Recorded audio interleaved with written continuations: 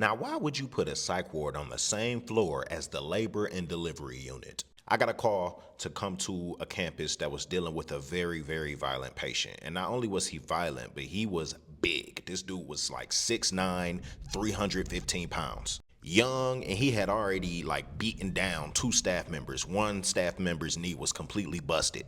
Now, when I came on the unit, they told me they had sedated him and they had security guards outside his room. That was true.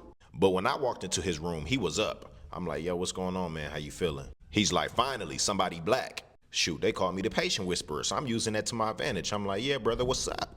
He said, man, look how they got me strapped up to this bed, man. I don't care how much meds they pump me up with. But he's like, soon as I get up out this chair, I'm killing that security guard, and hopefully you don't get in my way neither. I'm like, listen, man, I just want everybody in here to be safe, including you. How about we talk about a plan so you can get home?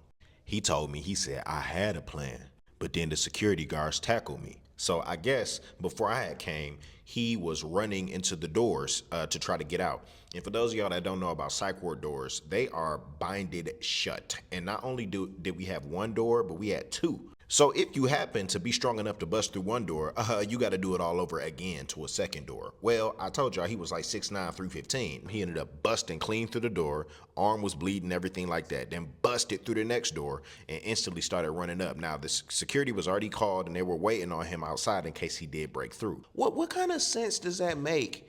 Like, if a wild rogue patient gets out and runs onto the unit of newly delivered children, mothers that just pushed a baby out, that don't sit right with me. But they tackled him to the ground. The nurse had the booty dart ready, and they gave him like 3 of them boys because he's a big boy.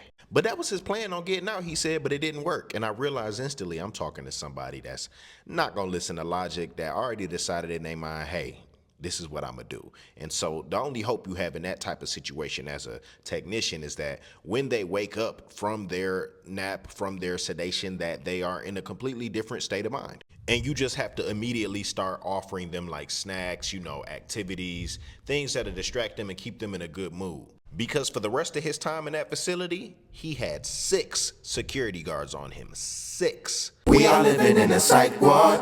I'm quite sure this is psych ward. I'm quite sure. I remember working in the psych wards. I was just a young man finding what to fight for, trying to find my happiness, trying to get my wife more, second guessing every move I made. I wasn't quite sure, but I knew that